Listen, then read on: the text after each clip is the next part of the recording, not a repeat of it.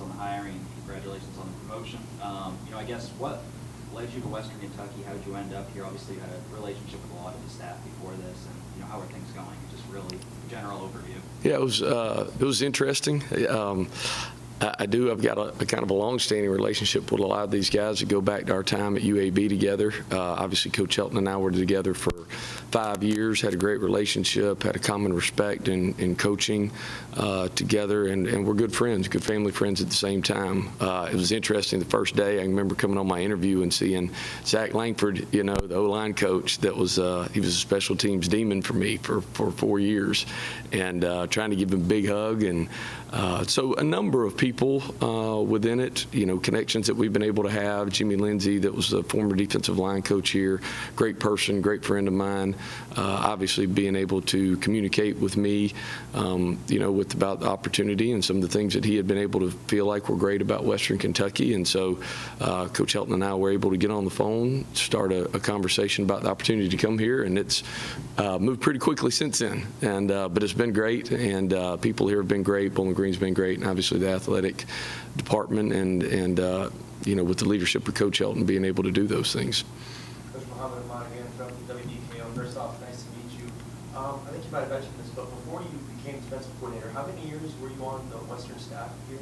I haven't been here before. This is my first time. So what really wound up happening was, I would say the early part of January, I can't remember the exact date, but I had been here for a couple of weeks as really the safeties and nickels coach, and was the co-coordinator with Coach Crum. So I had been here a couple of weeks. Coach Crum and I had met together, and Coach Crum obviously had a great opportunity to be able to go to Ole Miss. We're excited for both he and his family and having that opportunity to be able to go, and it opened up an opportunity for me to be able to move up here. Coach Helton was, great about being able to communicate with me what his expectations were and what he wants the defense to be able to look like. And so it all happened pretty quickly, but it's been a great opportunity and something that I'm really excited about.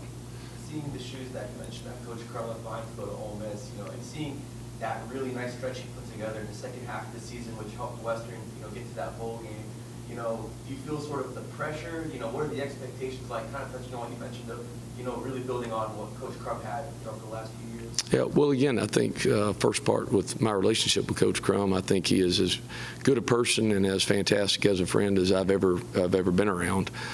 So as we move forward, we're trying to make sure that we're building off of, really the culture and the identity of the things that were built in there, and the things that he was able to do. I think, again, did a fantastic job of being able to make adjustments, throughout the season, like you mentioned earlier. But as we move forward, I really don't see it as a certain amount of pressure with anybody. I really try to see it more as, again, my expectations for where I want us to go. For us, it's about being able to build relationships with these players, being able to build trust with them, and trying to do our best job to be, build a cohesive unit defensively. Coach, just looking at, where you've been in the past, what do you feel like you bring to Western Kentucky this upcoming season? Yeah, well, I'd like to think, again, that as we move forward, that I hope that our opportunities are going to be relationship-based. I think that's where you start. I think young people today can appreciate that and respect that. And the more that you're able to build off of those relationships, then you're able to continue to move into things that do go into your system, things that go into technique, things that go into fundamentals, and trying to be clear and concise with your teaching. So as we go through it, and my experience in the past really goes back to being able to try to do the best job you can do with the players and building relationships, and then building within the system you've got. We certainly want to be able to be a team that is known to play good defense, obviously, and we feel like that's going to be a huge part of winning. We want to make sure that we're eliminating explosives. We want to make sure that we're getting lost yardage plays. We want to make sure that we increase red zone stops. We want to make sure that we're getting takeaways, and we want to make sure that, again, we're really efficient on third and fourth down. Those become primary goals for us in trying to get to where we want to be. But again, if you're not able to build relationships and build a certain trust factor, I think it gets harder to do those things. Coach, I know you want to set up your own system here. We talked a lot about how you want to fill in for Crum. What differences do you want to add to the program? What do you want to add with your own personal? Yeah, well, I don't know what the differences necessarily would be. I would just say that for me, defensively, I really want to be able to be sound in what we do, and I want to be able to be multiple with what we do, but I want to be able to be aggressive as well. I do think that as defenses today, as we continue to get aggressive offenses, that we have to be able to counter that with being able to play an aggressive style of defense. And so that's what I'm hoping to do. In terms of what you run, the schemes and stuff, should we expect the same as what we saw at Western, last season under Clayton White, or totally new, or what should we expect? Well, it's an interesting conversation, really, because again, coming here, the defense that Coach White had kind of brought with him was a defense that I had been in years prior, and so there's a lot of the two systems that kind of marry up and marry together, and there are some subtle differences within them, but I think as we continue to move forward, the big piece is going to be how fast can we evaluate what our strengths and weaknesses are. We can have a system in place, so to speak, but to put a square peg in a round hole, I don't think that's the right answer. So the quicker and the better job we can do of evaluating our strengths and weaknesses and evaluate, really the depth of our players and what they're going to have the best opportunity to be successful at, I really think that's going to give us the platform to see where our system kind of takes us. Coach, are there any people that are, coaching today that you would say kind of inspire you in what you do?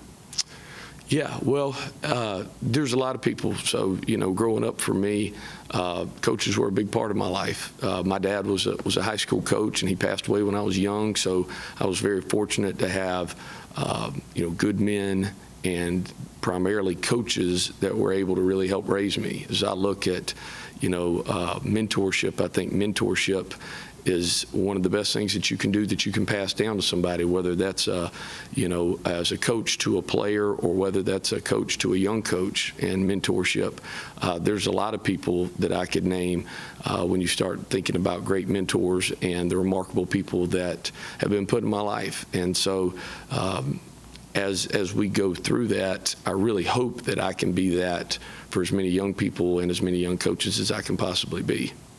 Just in the last couple of weeks, like you mentioned, being here, even before you got the new promotion, what's it been like working with the players? What have those conversations been like?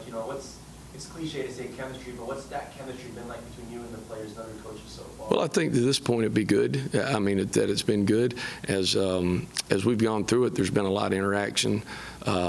One of the first things I tried to do, like I said, I'd been here a couple of weeks already, and but I really, I didn't know the defensive linemen. They didn't know me. I knew a handful of the linebackers, but I don't know how many of them knew me. I feel like the secondary in particular had a little bit better feel, and so really the first thing that I did was try to, be able to have one-on-one conversations with each player on the defense. So I don't know exactly when it got announced, but I had taken really the first weekend after being named the defensive coordinator to try to meet with each player individually. The only group that I really didn't was the safeties, because I had already kind of built a lot of those relationships and the trust.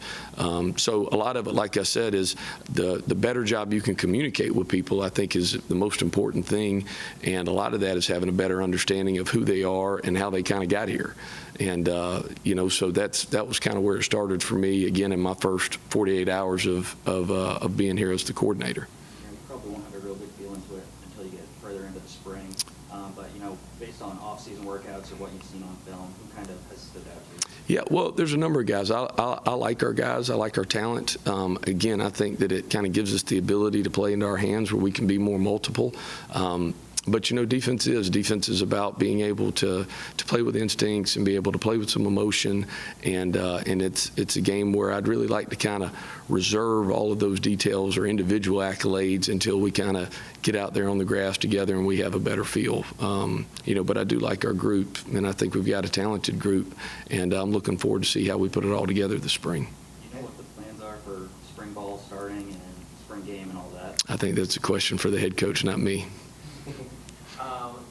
Coach, I know Jared alluded to this being like a little too early on, but of course losing some key pieces from last year, like Kenny Bishop, and of course Angel Malone right now, Oh, yeah. Indianapolis at the Combine. How do you see this defense filling in those holes from last year? Yeah, well, I think that you've got to be able to do that with a lot of different people. I don't think that comes with one individual trying to replace, again, another individual. I think that what you're trying to do is again, trying to identify as quickly as you can the strengths and weaknesses of the players that you've got, and then trying to be able to find a role for those guys. You know, as we kind of move forward, we're trying to put as many different situations as we can on certain individuals that have a high skill set, and trying to be able to say that, hey, you don't have to just be this. You could also be able to do this in this package. But again, the quicker we can kind of get going and get out there to the grass and be able to see how we process and how we're able to plan this thing out together, I think our defensive staff and our players will be able to come together and feel like we've got a pretty good package in place to be able to put our best players in the most opportunistic chance to be successful. And if we're able to do that, I think that we'll do a good job as a defensive staff being able to help our players. You know, the offense last year got a lot of the attention, and you know, rightfully so. As a defensive coordinator, seeing a team put up tons of points like that, obviously there's a lot of turnover, but it sounds like Coach Arbuckle wants to kind of keep up that same style of offense. How exciting is that, knowing that the offense is you know, going to try to put up similar amount of point totals, and what challenges does that present as a you know, defensive coordinator? No, well, I mean, at the end of the day, the whole thing is win, right? That's what we do. We try to win, and obviously that's what Western Kentucky and Coach Helton have both done a fantastic job, you know, throughout their years. And so as we move forward, you know, offensively, what we're trying to do is really have a total alignment as a team. And as I look at our offense, or I look at, you know, speak to Coach LaRusso when it comes to special teams, we want our defense to align in what's going to make Western Kentucky win. And so, you know, part of the alignment for us is being able to play off of the offense, and for the offense to be able to play off of us at the same time. So as we go through our process, trying to make sure that we are building the right packages, so to speak, or a certain amount of scheme, we really want to be able to put our players in the position to do the best job they can do, but we are going to try to complement our offense so that we can win. And at the end of the day, that becomes all of our jobs to be able to do the best job for our players and for Coach Helton to be able to do that. So hopefully we're able to, again, play complementary football. The offense is able to help us, we're able to help them, and we're all in a position where our players and our best players can play on special teams and be the most successful. You know, with Coach Crum leaving that and you being promoted, that was you know, an empty spot on the defensive staff. Are there any plans to hire someone new, and if so, I guess where's that process at? Yeah, well, there's a number of different people when it comes to the positions and things like that. But again, I think that's probably something that when you get the opportunity to speak to Coach Helton about, I think you probably should. You know, speaking of Coach Helton, going back to your days working with him at UAB, what do you remember about, you know, just working with him, having good stories or anything like that? Yeah, he's, well, there's probably too many. But Coach Helton, first and foremost, as a person, is a good person. And the thing that struck me, you know, with both truly he and his father. So Coach Kim Helton was the offensive coordinator at the time. And Coach Kim Helton had coached my father at the University of Florida. So we have a number of different ties that way. But you know, Tyson struck me as a good man, first of all, somebody that's very family-oriented, somebody that was very clear and concise in what expectations were and what he wanted to be able to see out of you. I thought he did a great job with our quarterbacks. Joe Webb is one of the, you know, all-time greatest quarterbacks to come out of UAB. We've got a very well-known guy that he coached as well for different reasons, Sam Hunt, that's turned into a pretty good country music singer. So he had a good group when it came to that. I thought he had a good vision, was very bright, very intelligent, and I thought he worked really hard to be able to seek out and try to find knowledge through film.